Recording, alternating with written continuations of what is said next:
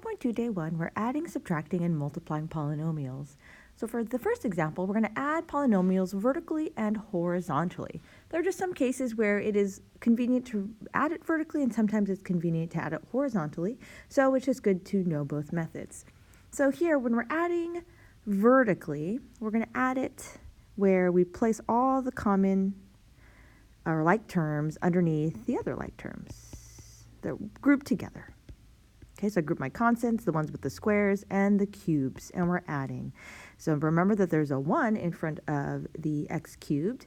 So this is going to be 4x cubed minus 8x squared, and then don't forget the x here, minus x, and negative 7 plus 8 is a positive 1. Now to add horizontally, what we're going to do is we're going to write everything and group the terms together. So 9y cubed plus 3y squared, and then minus 5y squared, minus 2y, plus y, plus 1, and minus 4. So I cross out each one just to make sure that I use each term, because a lot of times when a student makes a mistake, or even when I make a mistake, I usually just drop a term accidentally. And then you want to write it in standard form, so write the one with the highest exponent first, and then group them all together that way. So now we can add it. We only have 9y cubed, so we'll write that. That's done. Then we can group 3y squared minus 5y squared. Those are like terms, so that is negative 2y squared. Then we can take a look at the next one. Negative 2y plus y. That is, remember there's a 1, that's just a negative y. And then we have 1 minus 4, which is a negative 3. So try these next two below. Add in a vertical format and add in a horizontal format. Okay, if you tried this out, number 1, you should have gotten 3x cubed minus 6x squared minus 3x plus 2. Number 2, you should have gotten negative 4y cubed plus 3y squared minus 7y plus 11. So now let's subtract. Find the difference in a vertical format and horizontal format. So whenever we do this, what we want to do is we want to make sure to distribute the negative to every single term.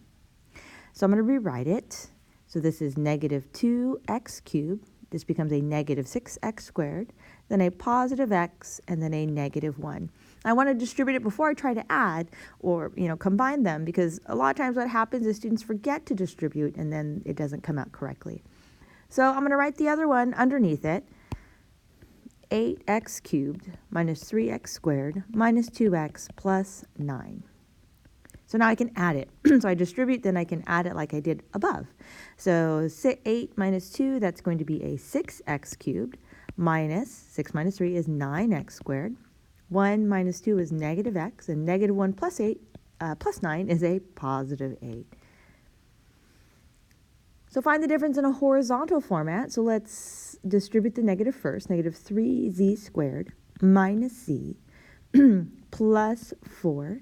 And then in the horizontal format, remember we rewrite it, but rewrite it so that way it's grouped together.